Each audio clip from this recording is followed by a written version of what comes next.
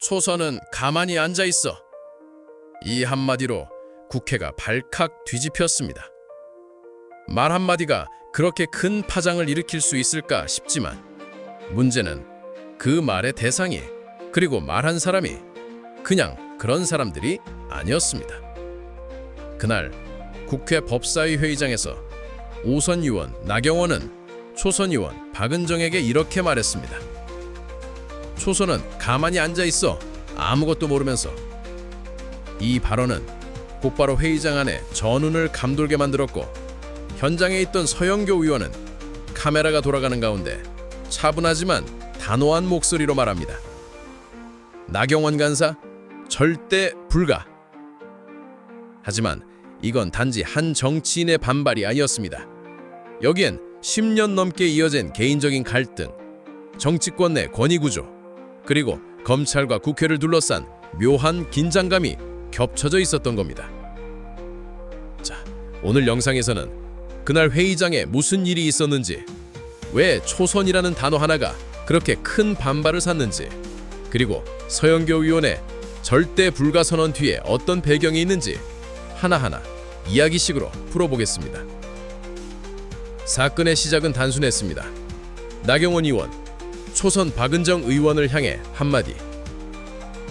초선은 가만히 앉아있어. 이 발언이 왜 문제가 되었을까요? 단순히 나이가 많아서? 경력이 많아서 초선을 무시했기 때문에? 아닙니다.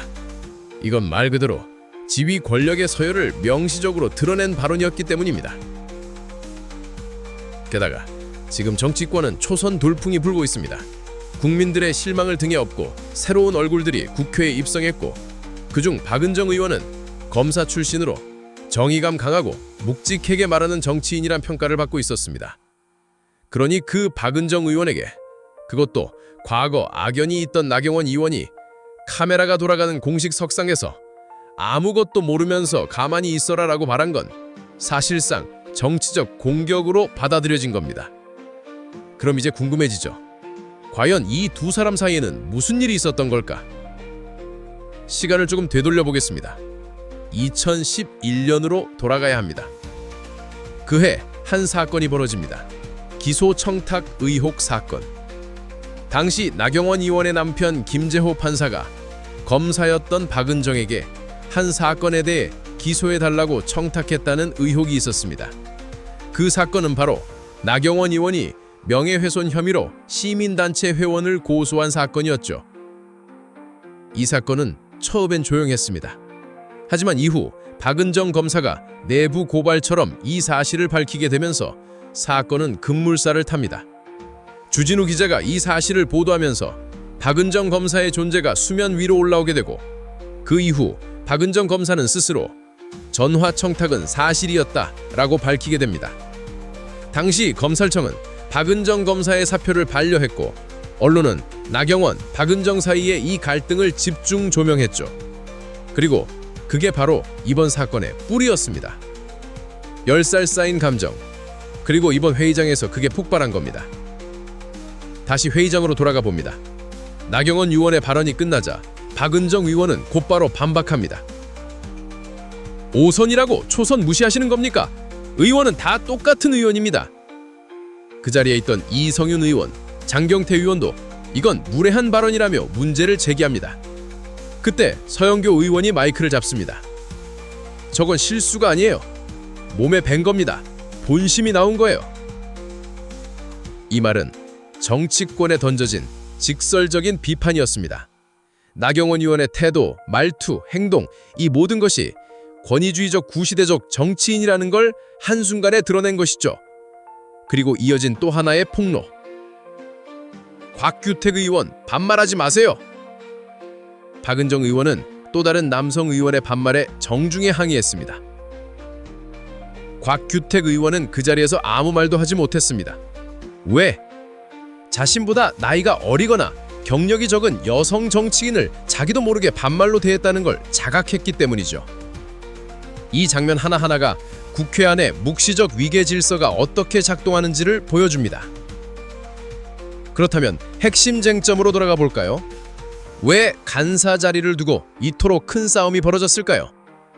간사란 국회 상임위의 실질적인 운영 책임자입니다. 회의 안건을 정하고 일정 조율하고 심지어 어떤 법안을 먼저 상정할지 결정하는 데 큰 영향을 미치죠. 즉, 겉으로는 조정자이지만 속으로는 보이지 않는 권력자인 셈입니다. 나경원 의원은 이 간사 자리를 원했고 국민의힘 측도 적극 밀어붙였습니다. 하지만 민주당은 당호했습니다. 그 태도로, 그 발언으로 간사는 절대 불가.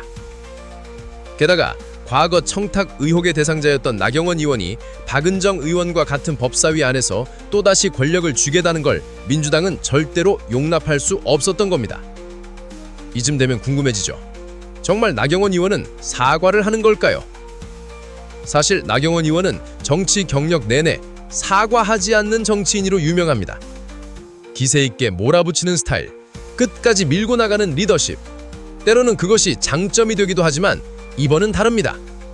초선 무시 발언은 단순 실수가 아니기 때문이죠. 국민의 눈에도 언론의 귀에도 명확히 남겨진 장면이니까요. 그럼 다음 질문. 이 상황 어떻게 끝날까요? 가장 먼저 주목할 건 추미애 위원장의 결정입니다. 위원장이 사과 없이는 간사 없다라고 선언하면 사실상 선임은 물 건너간 셈이죠. 또 하나, 국민들의 반응입니다. 지금 이 발언은 이미 SNS에서 밈이 되고 있습니다. 초선이니까 먼저 말할게요. 초선이라 잠시 쉬겠습니다. 이런 식으로 풍자되고 있죠. 결국 나경원 의원이 사과를 하든 하지 않든 정치적 상처는 남을 수밖에 없습니다. 자, 이제 이 영상의 마지막 궁금증. 이번 사건이 던지는 진짜 메시지는 뭘까요? 권력은 누가 오래 가졌느냐가 아니라 어떻게 쓰느냐에 달려 있습니다. 국회는 국민의 대위기관입니다. 초선은 가만히 있어 같은 발언은 그 기본 전제를 무너뜨리는 말이죠. 10살 전에는 검사와 판사, 청탁 전화와 언론 제보, 그리고 10년 후에 국회에서 같은 사람들이 같은 권력을 두고 다시 맞부딪힌 이 장면은 결코 우연이 아닙니다. 국회는 지금 어디로 가고 있을까요? 우리는 어떤 정치인을 원하고 있을까요? 다음 회의에서, 다음 발언에서 우리는 그 답을 조금씩 찾아가게 될 겁니다. 지켜봐 주세요.